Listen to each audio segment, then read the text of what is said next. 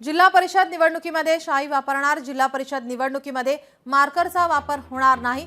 छत्रपती संभाजीनगरच्या जिल्हाधिकारी दिलीप स्वामी यांनी या संदर्भात माहिती दिली आहे। संभाजीनगर जिल्ह्यामध्ये होणाऱ्या जिल्हा परिषद आणि पंचायत समिती निवडणुकीमध्ये 18,73,000 मतदार मतदानाचा हक्क बजावणार आहेत।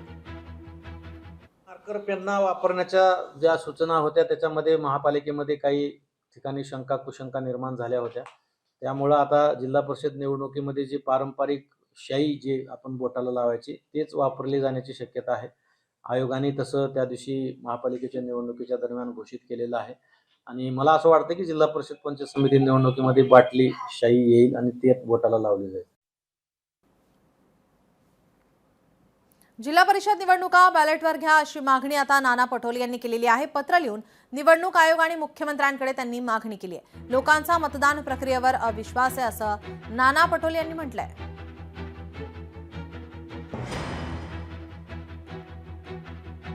येणाऱ्या जिल्हा परिषद पंचायत समितीच्या निवडणुकीमध्ये हे बायलेटवर अनेक राज्यात बायलेटवर जेव्हा मतदान घेतलं जात आहे तर महाराष्ट्र हा पुरोगामी राज्य आहे, शाहू फुले आंबेडकर विचाराचं राज्य आहे। या राज्यात निवडणूक आयोगाने आणि राज्य सरकारलाही आम्ही पत्र लिहिलेलं राज्याच्या मुख्यमंत्र्याला की त्यांनी या प्रक्रियेला मदत करावी आणि निवडणूक आयोगाने बायलेटवर मतदान घ्यावं ही आम्ही मागणी केलेली आहे। जुनी कॅसेट आहे ती नाना पटोलेची, जे 200 मतांनी हारले होते तेव्हा ते असेच बोलले होते, आताही निवडणूक हारले तसेच बोलतात।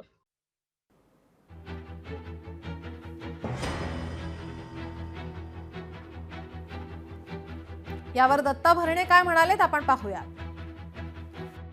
या बाबतीमध्ये मी तुम्हाला प्रामाणिकपणे सांगतो, या त्यांच्या मताशी मी सहमत नाहीये। हे काय बघा, पराभव हा पराभव मान्य करावा लागतो आणि विजयाला शुभेच्छा द्यावा लागतो। त्यामुळे पराभव मान्य केला पाहिजे। ईव्हीएम वगैरे काय हे सगळं चुकीचं आहे। जिल्हा परिषद पंचायत समितीच्या निवडणूक दोन्ही राष्ट्रवादींचा मोठा निर्णय। मैत्रीपूर्ण लढतीत शरद पवारांचे उमेदवार घड्याळ चिन्हावर लढणार आहेत। हा निर्णय म्हणजे दोन्ही राष्ट्रवादी एकत्र होण्याची नांदी आहे अशी चर्चा रंगू लागली। तुतारी चिन्हावर न लढता घड्याळ चिन्हावर लढण्याची मुभा शरद पवार आणि अजित पवार या दोन्ही नेत्यांकडून आता या निर्णयाला ग्रीन सिग्नल देण्यात आलाय। कार्यकर्त्यांच्या भावना ठीक आहे, वेगवेगळ्या असू शकतात, परंतु आमचे नेते अजितदादा पवार साहेब या बाबतीमध्ये जो काही निर्णय घेतील तो आमच्या सगळ्या पदाधिकाऱ्यांना मान्य असेल। देवाची इच्छा असल्यास मुंबईत आपलाच महापौर होईल असं विधान उद्धव ठाकरे यांनी केलं होतं। त्यावर मुंबईचा महापौर महायुतीचा व्हावा हीच देवाची इच्छा असल्याचं मुख्यमंत्री देवेंद्र फडणवीस यांनी स्पष्ट केलं। त्यानंतर आता संजय राऊतांनी एक सूचक विधान केलं। बहुमत हे चंचल असतं, देवाची इच्छा असेल तर शिवसेनेचा महापौर बसू शकतो। आम्ही तटस्थपणे हालचालींवर लक्ष ठेवून आहोत असं राऊत म्हणाले। त्यामुळे आता मुंबईतील महापौर पदाच्या निवडणुकीत कहाणीमे ट्विस्ट येणार का अशी चर्चा सुरू झाली आहे। भारतीय जनता पक्ष हा फक्त कागदावरती राहिलेला आहे, जमिनीवरती राहिलेला नाही। कारण सर्व साम दाम दंड भेद लालूच आमिष यंत्रणेचा दुरुपयोग हे सगळे प्रकार त्यांनी केले। गद्दार विकले गेले पण निष्ठा विकत नाही घेऊ शकले। तुमच्या निष्ठेला मी मानाचा मुजरा करतो आणि जबाबदारी आता आपली वाढलेली आहे।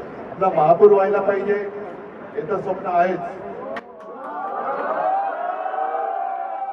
आणि बघू देवाच्या मनात असेल तर तेही होईल। मी असं म्हणणार नाही की त्यांना नाकारलं। मी असं म्हणेन पुणेकरांनी मोदीजींना भाजप पल्लाडे आमच्या नेत्यांना स्वीकारलं। वरच्या देवानेच ठरवलं आहे की महायुतीचा महापौर करायचा आहे। तुम्ही आमचा चर्चा सुरू आहे।